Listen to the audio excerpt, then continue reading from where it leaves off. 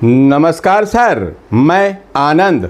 स्वागत है आपका फाइनेंशियल फ्रीडम पाने के सफ़र पर। दोस्तों, आज के टॉपिक में मैंने थंबनेल बनाया है, गरीब हो तो ऐसे घूर के मत देखो मुझे, दिमाग का ब्लूटूथ ऑन करो। जी हाँ, गरीब हो तो ऐसे घूर के मत देखो मुझे भी घूर के मत देखो, मेरे वीडियो को भी घूर के मत देखो। बस वीडियो को देखने के बाद अपने दिमाग का ब्लूटूथ ऑन करो, क्योंकि मैं बहुत से लोगों को देखता हूँ, बहुत सारे लोगों के कमेंट मेरे पास आते हैं जिनके पास पैसा कम है और वो भी अपने पैसे को थोड़ा थोड़ा इन्वेस्टमेंट करके कुछ अच्छा करना चाहते हैं, क्योंकि गरीबी सबके लिए बहुत तकलीफ़देह होती है। गरीबी सबके लिए बहुत तकलीफ़देह होती है। समाज का आप चलन भी देखेंगे, क्या होता है, अपनी जाति के सफल लोगों को ढूंढकर बधाई देने वाले लोग, अपनी जाति के सफल लोगों को ढूंढ कर बधाई देने वाले लोग अगर अपनी जाति के गरीब लोगों को ढूंढकर सहायता क्यों नहीं करते? अगर मेरी बात से सहमत हो तो लाइक और शेयर जरूर करना। ये कोट मुझे अच्छा लगा कि अगर आप गरीब हैं, आपके पास पैसा कम है, फिर भी आप आर्थिक आज़ादी को पाना चाहते हैं, कुछ फाइनेंशियल फ्रीडम पाना चाहते हैं, तो उसके लिए आप क्या करें।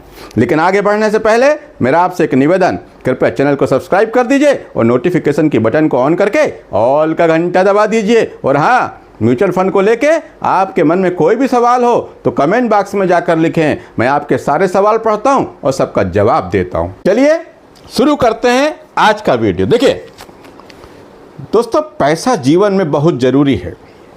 अब कई कमेंट कैसे आते हैं, हमारे पास तो पैसा ही नहीं है, हम कहाँ से इन्वेस्ट करें।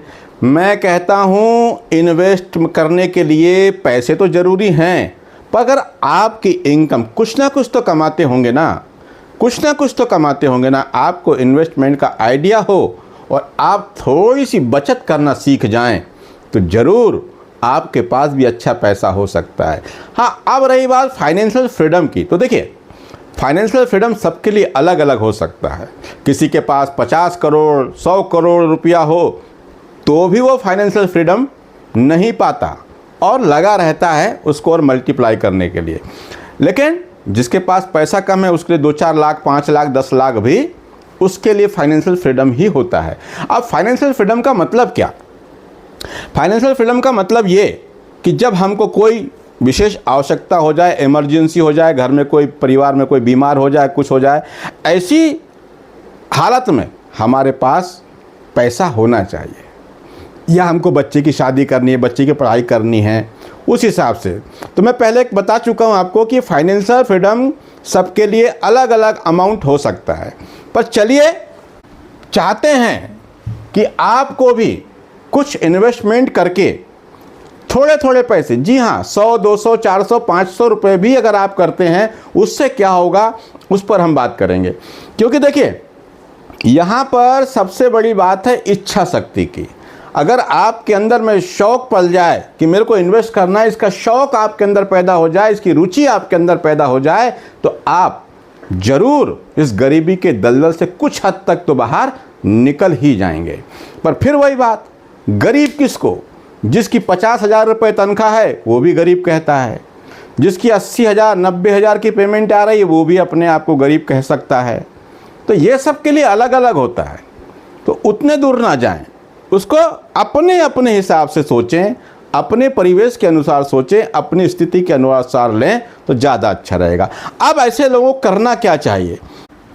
अब ऐसे लोगों को करना ये चाहिए, तो ऐसे बहुत सारे म्यूचुअल फंड हैं, मैं आज बताऊंगा हर कैटेगरी के अलग अलग म्यूचुअल फंड आपको बताऊंगा कि अगर आप 300 रुपये 400 रुपये 500 रुपये 1,000 रुपये महीने की SIP करना चाहते हैं, तो आपके पोर्टफोलियो में आप कैसे फंड को चुनें। तो सबसे पहले मेरे पास में है लार्ज कैप फंड।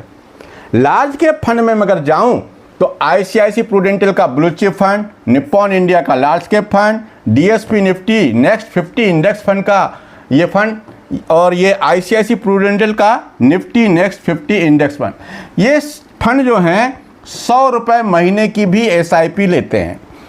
आप यहाँ पर भी 100 रुपये महीने की अपनी SIP चालू कर सकते हैं। अगला मैं अब मिड कैप पे जाऊं तो मिड कैप में आप देखेंगे HDFC mid cap opportunity fund, बहुत बढ़िया फंड है ये। निप्पॉन इंडिया ग्रोथ फंड, ये भी बहुत बढ़िया फंड है, पुराना फंड है।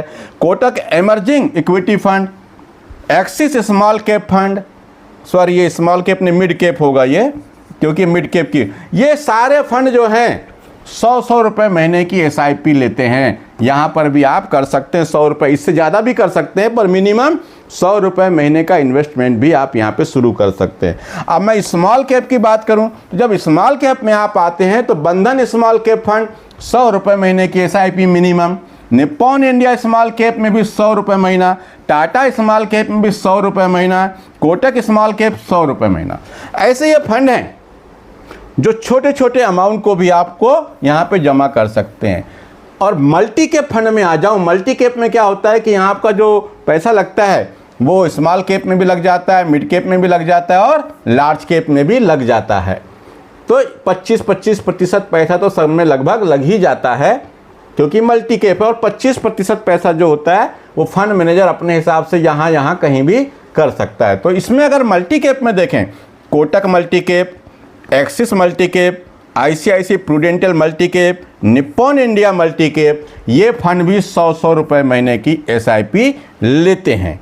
अगर यहाँ पर आप इन्वेस्ट कर सकते हैं। अब रही बात ये कि आपने सर लार्ज कैप भी बताए, मिड कैप भी बताए, स्मॉल कैप भी बताए, लेकिन हमारे पास पैसा कम है तो हमारे पोर्टफोलियो में हमको फंड कैसे लेना चाहिए। तो देखिए, पैसा कम है तो सिर्फ 300 रुपये या 500 रुपये महीने की भी आप SIP कर सकते हैं। अब अगर आपके पास सिर्फ 300 रुपये महीने की SIP कर सकते हैं, यानी 10 रुपया रोज। अब 10 रुपये रोज अगर आप जमा करते हैं, 10 रुपये रोज अगर बचा लेते हैं अपने खर्चों में से, कोशिश करके, क्योंकि मैं समझता हूँ बहुत सारे ऐसे खर्च होते हैं जहाँ से हम थोड़ा थोड़ा पैसा तो निकाल ही सकते हो, 10 रुपये रोज तो कम से कम बचा ही सकते हैं। आप यकीन नहीं मानेंगे, एक जानकारी के अनुसार बड़े शहरों में जो भिक्षा मांगने वाले भिखारी जिसको आप कहते हो, वो लोग भी म्यूचुअल फंड में और स्टॉक मार्केट में इन्वेस्ट करते हैं। जी हाँ, आपको शायद यकीन नहीं आ रहा होगा, एक ब्रोकर से मेरी बात हुई थी तो उन्होंने बताया था कि कुछ भिक्षा मांगने वाले लोग हैं जिनके SIP अकाउंट उनके पास हैं। तो हम जो ये काम नहीं कर रहे हैं, मजदूरी कर रहे हैं, वो भी कर रहे हैं अपना काम, हम भी अपना काम कर रहे हैं, कुछ पैसा हम भी कर सकते हैं, बस इच्छा शक्ति होनी चाहिए। तो देखिए, अब हम कहाँ इन्वेस्ट करें। अगर आपके पास सिर्फ 300 रुपये हैं तो मैं कहूँगा 100 रुपये मल्टी कैप, किसी मल्टी कैप फंड बताया हूँ मैंने आपको, उसमें से ले लें, या जो आपको अच्छा लगे वहाँ इन्वेस्ट करें। सिर्फ मेरे कहने पे इन्वेस्ट ना करें, अपनी रिसर्च और अपनी जानकारी भी जरूर कर लें। फ्लेक्सी कैप फंड में लगाना हो तो 100 रुपये एक ले लीजिए, एक निफ्टी नेक्स्ट 50 इंडेक्स फंड ले लीजिए। तो ये 100 रुपये 3 फंड में आप लगा दें, 300 रुपये में आपका बढ़िया पोर्टफोलियो बन जाएगा। अब अगर आप 500 रुपये करना चाहते हैं तो आप एक स्मॉल कैप और ले लें, 100 रुपये महीने यहाँ चालू कर दें, और एक मिड कैप ले लें, 100 रुपये महीना यहाँ पे कर दें, यानी 500 रुपया महीना। अगर आप ये 5 फंड ले लेते हैं तो इसका मतलब ये हुआ कि पूरे मार्केट में आपका पैसा लग गया। लगभग मार्केट की जितनी कंपनियां हैं सब में आपका पैसा लग गया है, ये मानिए। अगर अब यहां तक आप आ ही गए हैं तो वीडियो को थोड़ी देर और देख लें तो ज़्यादा अच्छा रहेगा, छोड़ के मत जाइए, तो देख लीजिए। अगर अब कुछ लोग कहेंगे कि सर 300-500 रुपये महीने की SIP करने से होगा क्या, कितना पैसा बनेगा, क्या बनेगा? अरे कुछ तो बनेगा, लेकिन वो पैसा बनेगा, कम बनेगा, लेकिन उससे जो कुछ और बनेगा ना, वो सबसे ज़्यादा ज़रूरी होगा। क्या होगा? पहला तो ये कि इन्वेस्टमेंट, जब आप थोड़ा थोड़ा पैसा लगाएंगे, म्यूचुअल फंड में लगाएंगे, तो आपको इन्वेस्टमेंट की समझ आपके अंदर में पैदा होगी। अभी तक यही था ना कि बोले क्या है म्यूचुअल फंड है, मतलब कहाँ लगा रहे हैं पैसा, म्यूचुअल, अरे अच्छा शेयर बाजार, अरे वो तो सट्टा है, जुआ है। अरे मैं अच्छे पढ़े लिखे लोगों से बात करता हूँ भाई, जिनकी पेमेंट 80-90 हज़ार रुपये है, गवर्नमेंट जॉब कर रहे हैं, उन लोगों को भी इसके बारे में पता नहीं, वो भी आज जिसको सट्टा जुआ ही कह रहे हैं। तो आपकी आने वाली पीढ़ी के लिए भी काम आएगा। कैसे आएगा? जब यहाँ पर इन्वेस्ट करेंगे तो आपके अंदर इसकी समझ पैदा होगी। आप ज़्यादा इन्वेस्ट आप नहीं कर पाएंगे, लेकिन आप जो नॉलेज गेन करेंगे ना, यहाँ पे जो ज्ञान आपको मिलेगा ना, वो आप अपने बच्चों को देंगे।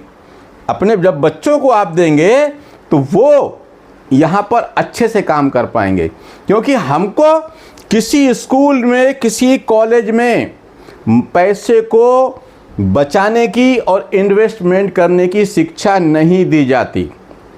वो के हिसाब समझाया जाता है, बस कोई सीए बन गया तो टैक्स का कैलकुलेशन करेगा, ये करेगा, वो करेगा, लेकिन इन्वेस्टमेंट के बारे में ऐसा कोई शिक्षा किसी स्कूल कॉलेज में नहीं दी जाती। तो ये आप अपने बच्चों को दे पाएंगे। म्यूचुअल फंड का रिस्क और डर आपकी समझ में आ जाएगा। जो लोग शेयर मार्केट और म्यूचुअल फंड से डरते हैं, तो आप कुछ दिन तक, कुछ साल तक इन्वेस्ट करेंगे तो आप अच्छे से समझ जाएंगे रिस्क कितना रहता है और डर है या नहीं वो भी जान जाएंगे। अब जब आप इन्वेस्टमेंट चालू कर देंगे तब क्या होगा? अब आपकी इनकम यदि कभी बढ़ती है, अगर आपकी इनकम बढ़ती है तो आप अपना इन्वेस्टमेंट अमाउंट भी बढ़ा सकेंगे, क्योंकि आपका डर खत्म हो जाएगा और आप म्यूचुअल फंड, उसके रिटर्न, उसके रिस्क, उसके रिवार्ड, इसको अच्छे से जान पाएंगे। इसीलिए मैं कहता हूं कि अगर अभी तक आपने म्यूचुअल फंड में एसआईपी चालू नहीं करी है, अभी करिए, आज करिए, मगर मेरे कहने पे नहीं। मैं आपको एक रास्ता बताता हूं, उस रास्ते पे आप उसको और थोड़ा सा एनालाइज करें, समझ लें, उसके बाद ही इन्वेस्ट करें। जैसे आप यहाँ देखेंगे मिलेगा क्या? अब 100 रुपये महीने ही अभी आप इन्वेस्ट करते हैं, सॉरी 1000 रुपये महीने का हिसाब से कैलकुलेशन करके देखते हैं। 1000 रुपये महीने की अगर आप एसआईपी चालू कर देते हैं और 10 साल तक करते हैं, 15 साल तक करते हैं, 20 साल तक करते हैं, तो यदि आपने इस तरह इन्वेस्टमेंट किया, हाँ, पर मैं ये कहूँगा कि अगर आपको म्यूचुअल फंड में इन्वेस्ट करना है तो कम से कम 5 साल 7 साल का समय हो तो ही म्यूचुअल फंड में इन्वेस्ट करें। 7 साल से ज़्यादा का समय हो तो ही म्यूचुअल फंड में इन्वेस्ट करें, वरना ना करें तो ज़्यादा अच्छा रहेगा। अब हम देखें, यदि आप 1000 रुपये महीने की ही एसआईपी करते हैं और 20 साल तक कर लेते हैं, यह उदाहरण है, जरूरी नहीं कि आपको 20 साल ही करना है, इतना ही मिलेगा, ऐसा कुछ नहीं, पर आप चाहें तो कर सकते हैं। यदि आप 1000 रुपये महीने की एसआईपी 20 साल तक करते हैं तो आपका 1000 रुपये महीने से टोटल इन्वेस्टमेंट अमाउंट होगा 2,40,000 रुपया। और ये 2,40,000 रुपये पर यदि 20% का रिटर्न मिला, क्योंकि म्यूचुअल फंड में, शेयर मार्केट में रिटर्न की कोई गारंटी नहीं है और ये हमको बोलना पड़ता है, लेकिन मेरे पिछले वीडियो में आप देखेंगे तो मैंने आपको म्यूचुअल फंड के परफॉर्मेंस भी दिखाए हैं। 15% से लेके 30, 32%, 22% तक का रिटर्न बनाकर दिया है। लेकिन अगर कहीं हमारे पोर्टफोलियो ने 20% का रिटर्न भी बनाकर हमको दिया तो हमारा 2,40,000 रुपये इन्वेस्टमेंट अमाउंट होगा और उस पर रिटर्न मिल सकता है 22,36,194 रुपये। अब यहाँ पर आपके इन्वेस्टमेंट अमाउंट और मिले हुए रिटर्न दोनों को जोड़कर देख लिया जाए तो आपके पास 24,76,194 रुपये आपके वैल्यू, आपके कॉर्पस की बन जाएगी। अब मैं मान लूँ कि अगर सिर्फ 15% का रिटर्न भी मिला, सिर्फ 15% का रिटर्न भी यदि मिला तो आपके पास हो जाएगी वैल्यू 13,27,073 रुपये की वैल्यू आपके पोर्टफोलियो की बन जाएगी। तो मैं ये कहूँगा कि आपको जो आप इन्वेस्टमेंट करेंगे, जो इससे सीखेंगे, वो आपकी आने वाली पीढ़ी को बहुत काम आएगा। इसीलिए म्यूचुअल फंड में इन्वेस्टमेंट की शुरुआत कर देनी चाहिए और अपने बच्चों को इसकी शिक्षा, इसकी जानकारी जरूर देना चाहिए। आज आपके कमेंट नहीं ले पा रहा हूं, जिन लोग कमेंट रह गए हैं अगले वीडियो में सब कमेंट लूँगा। बहुत सारे कमेंट हैं जिनके जवाब मुझे देना है। दोस्तों, चैनल को सब्सक्राइब कर दीजिए, वीडियो अच्छा लगा हो तो लाइक और शेयर कर दें, शेयर ज़रूर कर दीजिए ताकि जो लोग म्यूचुअल फंड से डर रहे हैं उन तक ये जानकारी ज़रूर पहुंच जाए। और हाँ, आज के लिए इतना ही। नमस्कार, जय हिंद, जय भारत।